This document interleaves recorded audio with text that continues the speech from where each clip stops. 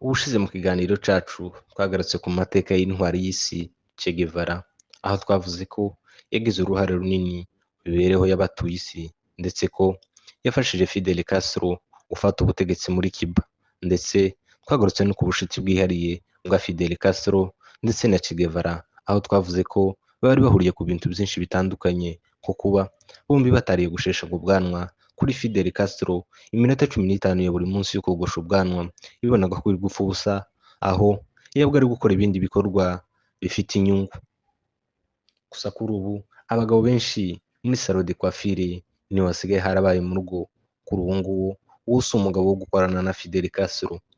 Abagabo bombi si ubwanwa gusa bari bahuriyeho, ikindi kandi nuko imitwe yabo itakozwagaho ibyuma byo kogosha umusatsi, ikindi kandi n'amatabi yabohoraga ku munwa, utaretse n'ibitekerezo by'impinduramatwara bari bahuriyeho kuva mu busore bwabo kugeza batabarutse.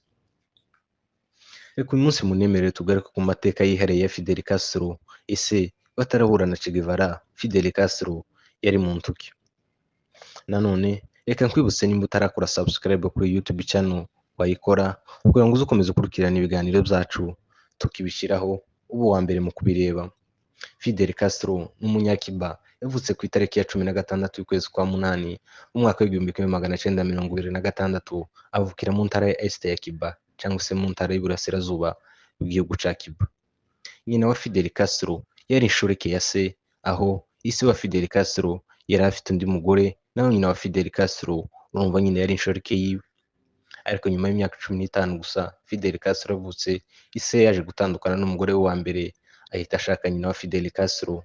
Uyu nguyu niwe tugiye kugarukaho muri iki kiganiro.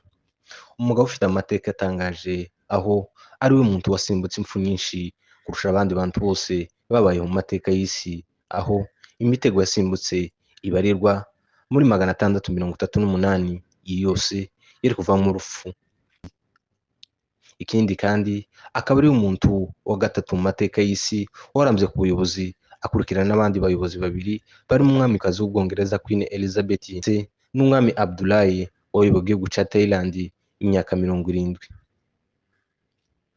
Fidel Castro igihe cyose yamaze ku butegetsi muri Amerika hari yamaze gusimburanwa byibuze abaperezida 9, kandi abo bose niko bazaga bafite gahunda yo kwikiza Fidel Castro ndetse no guhirika ndetse no gushira iherezo ku butegetsi bwiwe. Ariko abo bose baragerageje, nta n'umwe wabishoboye, kugeza Fidel Castro yishwe n'ubusaza mu mwaka wa 2016 afite imyaka 90. Fidel Castro akiri muto yajanywe mu kigo c'abaga i Roma citaga ku bana ndetse cabatozaga kuzaba abapadiri. Aha niho Fidel Castro yigiye amasomo ye yose. Fidel Castro akirangiza amasomo ye ya kaminuza nibwo yatangiye kugaragaza ibitekerezo ndetse no kudashigikira ubutegetsi bwariho muri ico gihugu ico gihe. Aha yagiye yitabira imyigaragambyo myinshi, ndetse kenshi yabaga ari we uyiyoboye. Mu mwaka w'1947 Fidel Castro yashakanye n'umukobwa w'umukire witwaga Mirta. Uyu mukobwa akaba yari umukobwa wari umwe mu bategetsi barakomeye ico gihe muri Cuba. Akimara gushakana n'uyu mukobwa, sebwo yabahaye amafaranga atabarika kugira ngo baje kwishimisha cyangwa se muri honeymoon muri Amerika mu mujyi wa New York. Ariko aya yari amafaranga bamuhaye kugira ngo barebe ko bamuhuza bagakomeza kuyobora igihugu hatarimo akavuyo ka Fidel Castro. Fidel Castro nyuma yo kuva muri New York nanone yakomeje gahunda ze zo gukomeza gutesha umutwe ubuyobozi bw'igihugu ca Cuba, kugeza ubwo perezida wari uyoboye ico gihe yahisemo kwegura, avuga ko atakomeza kuyobora igihugu kirimo Fidel Castro. Uwamusimbuye nawe yisanze muri uyu musaraba wa Fidel Castro, gusa uyu yaje afite gahunda yo kwikiza Fidel Castro, aho yamuhaye amafaranga kugira ngo Fidel Castro abashe gutuza. Ariko Fidel Castro nawe ibi nti yabikoze. Ahangaha nta kindi cyari kigiye gukurikiraho usibye inzira yo kumwikiza, inzira zikigendwa. Ariko Fidel Castro nawe yabonye ko bitoroshe, ahita asohoka igihugu, ndetse ni nabwo yaje kurangiza amasomo ye ya PhD muri droit cyangwa se mu mategeko. Mu mwaka w'1950 Fidel Castro yongeye kugaruka muri Cuba. Aha yahise ashinga urukiko rwari rushinzwe kuburanira abantu baciriritse barimo abakene ndetse n'abandi batishoboye. Abingibi yabikoraga ku buntu, nta kiguzi na kimwe abasabye. Gusa aha Fidel Castro baje kumusahura ibintu yisanga nta mafaranga nta n'ikintu na kimwe yari asigaranye. Umwaka wakurikiyeho ubutegetsi bwa Cuba bwaje guhirikwa na Fulgencio Batista. Uyu nawe yaje afite amatwara ataranyuze Fidel Castro, aho icyo yarwanyaga ari uko hari abategetsi basaga nkaho ari ibikoresho by'amahanga batitaye ku baturage babo, ahubwo bakita ku nyungu zabo. Ibi ngibi Fidel Castro yarabigwanyije cyane. Fidel Castro yongeye gutegura umugambi wo guhirika ubutegetsi bwa Fulgencio Batista. Fidel Castro yarabigerageje ariko ntibyamuhiriye, yahise afatwa ajanwa muri gereza akatirwa imyaka 15 yo gufungwa. Fidel Castro ari mu rukiko yafashe umwanya urenga amasaha 4 ari kwiregura, ariko nta na kimwe byatanze, ahita ajanwa muri gereza hari ku itariki ya 16 y'ukwezi kwa 10 mu mwaka w'1953. aha muri gereza Fidel Castro yafashe umwanya wo kwitekerezaho, ndetse yaje no kwandika igitabo yise ngo The Story Will Absolve Me, bivuze ngo amateka azandenganura. Fidel Castro akiri muri gereza yaje kwandika inzandiko zibiri. Izi zari inzandiko z'abagore babiri, harimo umugore we mukuru ndetse n'inshoreke bakundanaga. Gusa ku bw'amahirwe make izi nzandiko zaje kubushana, umwe yohererezwa urwa mugenzi we. Ahangaha ibaze nawe icyakurikiye, harahiye. Umugore mukuru wa Fidel Castro ese yaka divorce cyangwa se gatanya, bahita batandukana kuvugwa. Tukiri aho ngaho muze mubanza mwitonde mushishoze. Nyuma y'iminsi mu gihugu haje ku imyigaragambyo yari yakozwe n'abagore basaba ko Fidel Castro ndetse na bagenzi be bari bafunganywe bafungura. Ahangaha imyigaragambyo yabaye myinshi. Fulgencio Batista yahise ategeka ko Fidel Castro arekurwa. Ahangaha hari nyuma y'amezi 22 bari bamaze muri gereza, aha n'umwaka n'amezi 10. Fidel Castro nyuma yo kuva muri gereza yahise yongera kugerageza guhirika ubutegetsi bwa Batista.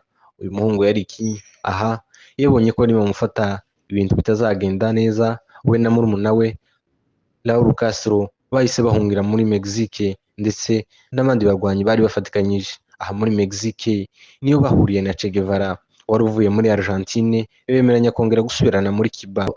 Inkuru y'uko urugamba barukoze twabivuze mu kiganiro cyacu cya mbere, uko abo basore baje kwiyemeza ari 82 berekeza muri Cuba mu mashamba ya Sierra Maestra, barwana intambara itari yorushe kugeza bakuye Fulgencio Batista ku butegetsi. Kuva ubwo Fidel Castro yabaye umuyobozi wa Cuba, ndetse baje guhindura ibintu byinshi twagarutseho bari bafatikanyije na Che Guevara.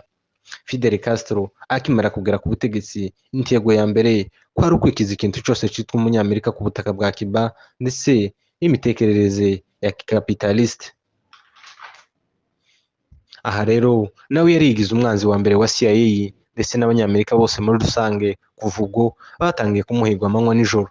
Castro akigera ku butegetsi, igihugu yagishize muri systeme ya communisme, ndetse baba inshuti zikomeye n'ibihugu byari mu mwe bwa Etat Soviétique. Aha kuri Amerika cyari ikibazo kubera ko babonaga ko Fidel Castro ndaba inshuti Abarusiya bizaborohera gutata igihugu cya Amerika. Ibi birasa n'ibyo Abarusiya kuri ubu ngubu barwanira muri Ukraine, kandi wibuke ko icyo gihe hari muri guerre froide cyangwa se intambara y'ubutita, aho abanyamerika bari hanganye n'Abarusiya. Fidel Castro nyuma yo gufata Cuba yayoboye uburyo yabyifuzaga, gusa ku rundi ruhande ntiyari yorohewe n'abanyamerika bahoraga bashakaga kumwikiza. Muri rusange ni inshuro 638 bivugwa ko bagerageje kumuhitana, ariko imigambi yose igapfa ubusa. Munemerere zabageze hamwe mu mayeri ndetse n'imitego bagiye bamutega mu bihe bitandukanye mu kiganiro cyacu c'ubutaha. Mu mwaka wa 2008 nibwo Fidel Castro yasezeye ku butegetsi ndetse no mu ishaka ryiwe, bitewe n'uko yari amaze gusaza atarabashije gukomeza kuyobora ubutegetsi. Yawuhaye murumuna we Raul Castro. Mu mwaka wa 2016 nibwo Fidel Castro yaryamiye ukuboko kw'abagabo ku myaka 90.